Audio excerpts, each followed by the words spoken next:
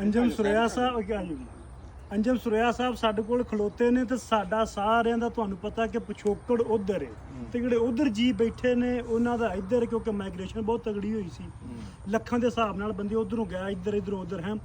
ਸੋ ਅਸੀਂ ਰਾਣਾ ਸਾਹਿਬ ਗੱਲ ਕਰ ਰਹੇ ਨੇ ਕਿ ਮੈਂ ਚੈਨਲ ਬਣਾਇਆ ਆਪਣੀ ਜਿਹੜੀ ਸਾਡੀ ਉੱਥੇ ਬੋਲੀ ਹੁੰਦੀ ਸੀ ਪਵਾਦੀ ਉਹਦੇ ਵਿੱਚ ਠੀਕ ਹੈ। ਮੈਂ ਸਹਾਰਦਾ ਸਾਡੀ ਕਹਿ ਲਓ ਕਿ ਹਰਿਆਣਵੀ ਹੈ ਲੇਕਿਨ ਬੇਸਿਕ ਸਾਡਾ ਜਿਹੜਾ ਹੈਗਾ ਉਰੋਂ ਪੰਜਾਬ ਦਾ ਹੀ ਹੈ ਤੇ ਸਾਡੀ ਉਹ ਬੋਲੀ ਨਹੀਂ ਹੈ। ਹਾਂ ਬੋਲੀ ਹੈ ਤਾਂ ਵੱਖਰੀ ਗੱਲ ਅਸੀਂ ਕਿਉਂਕਿ ਉੱਥੋਂ ਰਹਿ ਕੇ ਆਏ ਹਾਂ। ਸੁਰਿਆ ਸਾਹਿਬ ਹਰੀ ਪੁਆਧ ਜੀ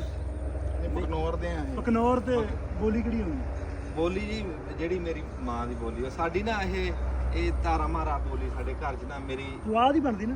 ਪੁਆਧ ਹੀ ਬਣਦੀ ਹਾਂ ਮੇਰੇ ਦਾਦਾ ਬੋਲਦਾ ਸੀ ਉਸ ਤੋਂ ਬਾਅਦ ਕਿਸੇ ਨੇ ਬੋਲੀ ਨਹੀਂ ਵੀ ਮੇਰੀ ਮਾਂ ਹੈਗੀ ਆ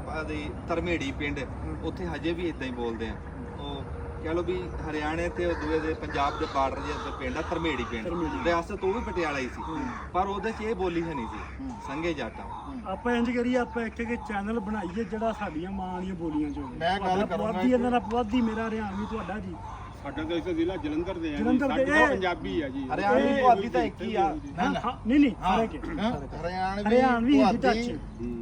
ਹਰਿਆਣਵੀ ਜੇ ਅਸਲੀ ਬੰਦਾ ਬੋਲੇ ਨਾ ਉਹ ਆਪਾਂ ਨੂੰ ਕਿਸੇ ਨੂੰ ਸਮਝ ਹੀ ਨਹੀਂ ਆਉਂਦੀ ਉਹ ਆ ਸਾ ਕਰ ਰਾ ਸਾ ਮਾਰਾ ਸਾ ਠੀਕ ਆ ਇਹਦੇ ਚ ਆਂਦਾ ਕਾ। ਮੇਰੀ ਗੱਲ ਸੁਣ ਲਓ ਮੈਂ ਤੁਹਾਨੂੰ ਕਿਉਂ ਕਹਾਂ ਅਕਸਰ ਦੇਖਦੇ ਆ ਵੀ ਸਾਡੀ ਸਿੱਖ ਸੰਗਤ ਜਿਹੜੀ ਹੈ ਨਾ ਉਹ ਨਾਰਾ ਲਾਉਂਦੀ ਆ ਵਾਹਿਗੁਰੂ ਜੀ ਕਾ ਖਾਲਸਾ ਵਾਹਿਗੁਰੂ ਜੀ ਕੀ ਫਤਿਹ ਕਾ ਖਾਲਸਾ ਪੁਆਧ ਆ ਕੀ ਜੇ ਕਹਿੰਦੇ ਵਾਹਿਗੁਰੂ ਦੀ ਫਤਿਹ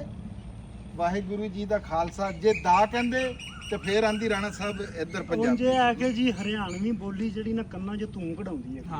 ਹਰਿਆਣਵੀ ਜ਼ਮੀਨ ਵੇਚ ਕੇ ਅਮੀਰ ਤੋਂ ਹਮ ਵੀ ਹੋ ਜਾਵੇਂ ਪਰ ਕੋਈ ਖਾਨਦਾਨੀ ਆਦਮੀ ਸਮਝ ਸਕੇ ਅਮੋਲ ਕੇ ਹੋਵੇ ਦਾਦਾ ਲਈ ਜ਼ਮੀਨ ਕਾ। ਮੈਂ ਇਹ ਗੱਲ ਕਰਦਾ ਵੀ ਤੁਹਾਨੂੰ ਆਪਾਂ ਪੰਜਾਬੀ ਦੀ ਗੱਲ ਕਰਦੇ ਹਾਂ ਪੰਜਾਬੀ ਹੈਗੀ ਆ ਮਾਂ ਇਹ ਮਾਝਾ ਦੁਆਬਾ ਮਾਲਵਾ ਤੇ ਪੁਆਧ ਤੇ ਹਰਿਆਣਾ ਚਟਕੀ ਲਈ ਪਾ ਲਓ ਨਹੀਂ ਇੰਜ ਤਾਂ ਜਟਕੀ ਮੁਲਤਾਨੀ ਪਹਾੜੀ ਬੋਲੀਆਂ ਤੇ ਸਾਰੀ ਮਾਂ ਇਹਨਾਂ ਦੀ ਹੈਗੀ ਆ ਪੰਜਾਬੀ ਲੇਕਿਨ ਅਸਲ ਦੇ ਵਿੱਚ ਮਾਂ ਬੋਲੀ ਮੇਰੇ ਹਿਸਾਬ ਦੇ ਵਿੱਚ ਤੁਸੀਂ ਦੋਨੇ ਬਹੁਤ ਮੋਸਟ ਸੀਨੀਅਰ ਬੰਦੇ ਰਾਣਾ ਸਾਹਿਬ ਵੀ ਮਾਂ ਬੋਲੀ ਹੁੰਦੀ ਹੈ ਧਰਤੀ ਦੀ ਬੋਲੀ ਵੀ ਧਰਤੀ ਨੂੰ ਅਸੀਂ ਮਾਂ ਕਹਿੰਦੇ ਆ। ਅਸੀਂ ਹੁਣ ਪੁਆਧ ਦੀ ਗੱਲ ਕਰੀਏ ਨਾ ਤੇ ਜ਼ਬਾਨਾਂ ਜਿਹੜੀਆਂ ਬੋਲੀਆਂ ਹੁੰਦੀਆਂ ਨਾ ਇਹ ਇਕੱਲੀ ਬੋਲੀਆਂ ਨਹੀਂ ਹੁੰਦੀਆਂ ਇਹ ਪੂਰੀ ਤਹਿਜ਼ੀਬ ਤਮੱਦਨ ਕਲਚਰ ਰਸਮ ਤੇ ਰਿਵਾਜ ਇਹ ਸਾਰਾ ਬੋਲੀ ਦੇ ਨਾਲ ਜੁੜਿਆ ਹੋਇਆ ਹੁੰਦਾ।